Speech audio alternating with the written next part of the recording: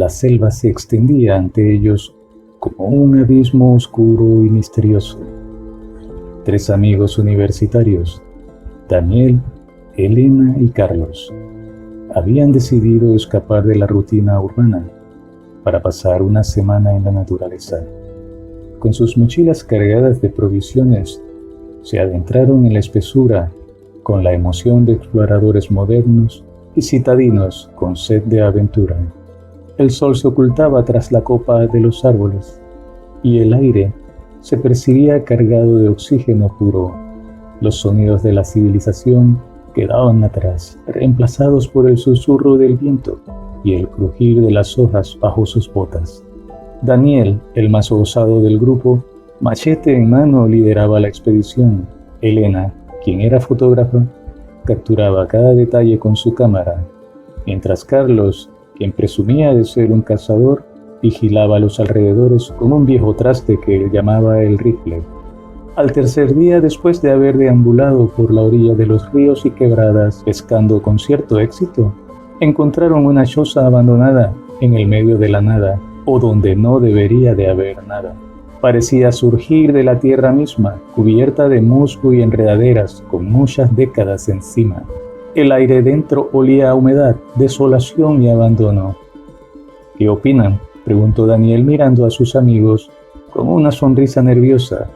Espero que no esté habitada por fantasmas, bromeó Elena, quien llevaba 2 días quejándose de sus dolores menstruales, pues su amiga la había visitado antes de lo esperado.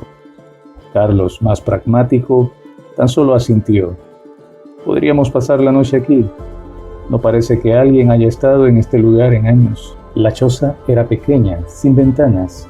Aún conservaba sus paredes de piedra y la mayoría de las tejas del tejado en buen estado. A pesar de su aspecto exterior, resultaba acogedora. Encendieron una hoguera y cenaron sopas instantáneas con salchichas de lata, sentados en el suelo mientras compartían historias y bromas. Pero a medida que la noche avanzaba, algo cambió en el ambiente. El aire se volvió más frío y difícil de respirar, y los murmullos de la selva y las criaturas de la noche de golpe se silenciaron, provocando que tan solo escucharan el zumbido de sus oídos. Intercambiaron miradas a la luz del fuego, sabiendo que aquello era irregular. El nerviosismo era perceptible en el rostro de todos. Era como si en forma sincronizada sus espíritus se encontraran reaccionando ante algo inexplicable, pero que indudablemente era sobrenatural. Como si un director dirigiese una orquesta, se dejó escuchar un coro de susurros inquietantes, amplificados por el eco propio de la montaña. El murmullo iba con dirección a la choza. Aquello era ininteligible, pero en aumento, junto con el ruido propio de pasos sobre las ramas secas y arbustos que se rompen al pasar. Los jóvenes estaban estupefactos. Elena cubría su boca con ambas manos y Carlos hacía lo posible por ubicar su rifle. Daniel se levantó para cerrar la destartalada puerta por puro instinto, pero antes de que pudiera hacerlo, un viento aún más helado la abrió de par en par. El fuego parpadeó y se apagó. Elena gritó al ver una sombra moverse en la oscuridad hacia el umbral de la puerta. ¿Hay alguien allí?, preguntó Carlos empuñando el arma.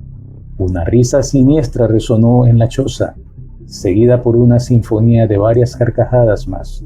Las paredes parecían temblar con cada eco. Daniel sentía que algo los observaba desde la oscuridad. Los 3 amigos intentaron aferrarse a la lógica y al pensamiento científico por separado cada uno, pero la realidad que enfrentaban era casi palpable, era malvada, y su ciencia se le desvanecía como el humo. La estancia se llenó de figuras etéreas que despedían un halo verdoso traslúcido, con un olor repugnante difícil de respirar. Eran tantas que no se podía precisar un número. Rostros demacrados y ojos sin vida se adueñaron de la estancia. Eran los antiguos habitantes de aquel lugar, acompañados de otros seres más, todos atrapados entre 2 mundos por décadas, quizás centurias. Ellos habían sido víctimas de un rito tan antiguo como la selva misma, un engaño de los demonios invocados por un chamán, y ahora Buscaban venganza o algo más. «Debemos irnos», gritó Elena, poniéndose en pie, seguida por Carlos. Pero a pesar de sus combinados intentos, la salida estaba bloqueada por aquellas almas impasibles. Las sombras se acercaron. Daniel sintió sus garras heladas en la piel de su cuello. Carlos luchaba contra una fuerza invisible que no le dejaba moverse, y Elena rezaba en voz baja lo que recordaba del Ave María. Entonces una voz cavernosa resonó en sus mentes. Nosotros también estuvimos vivos y fuimos amigos de alguien alguna vez. Libéranos, libéranos, libéranos. Los tres jóvenes se tomaron de las manos. Las palabras se repetían una y otra vez en su cabeza. Uno de los espectros se situó frente a Daniel y sollozando le susurró en el oído. Libéranos, libéranos, sacrificados. Sin saber por qué, Daniel, a pesar de su escepticismo, comprendió en el acto que solo un sacrificio podría liberar a los espíritus atrapados y salvarles a ellos a la vez. Sin comprender por qué, dio un paso al frente, liberándose del vínculo de Elena y Carlos, y se ofreció voluntario mientras exclamaba: «Yo soy la ofrenda».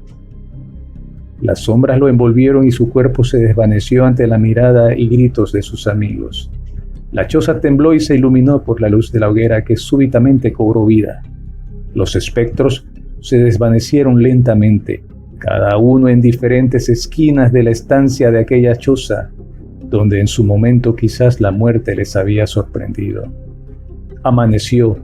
Elena y Carlos salieron, encontrando a Daniel convertido en polvo. Así lo dedujeron ante la ropa que aquel cargaba momentos antes, que yacía tirada en el suelo, y un pequeño montículo de polvo color ocre junto a esos trapos. Con el machete de Daniel en mano, Carlos cavó un hoyo entre las raíces de un níspero y sepultó la vestimenta y el polvo de Daniel, todo ello en un silencio sepulcral interrumpido solo por los sollozos de ambos. Nunca hablaron de lo ocurrido. Para las autoridades y familiares, el muchacho había decidido explorar por su cuenta y se había perdido en la espesura de la selva. Al menos eso fue lo que contaron Elena y Carlos. Pero cuando alguien frente a ellos mencionaba la choza abandonada en la selva, sus miradas se cruzaban, recordando la noche en que enfrentaron lo maligno y perdieron a un amigo. Aquella choza siguió en pie esperando a otros incautos que buscaran refugio en sus entrañas. Los ahora esposos Elena y Carlos, orgullosos padres de Danielita, una preciosa niña de 3 añitos, siguieron recomendando la choza como un lugar seguro y acogedor donde descansar en la selva, esperando pagar el sacrificio de quien en vida se llamó Daniel, su amigo, y quien murió por ellos.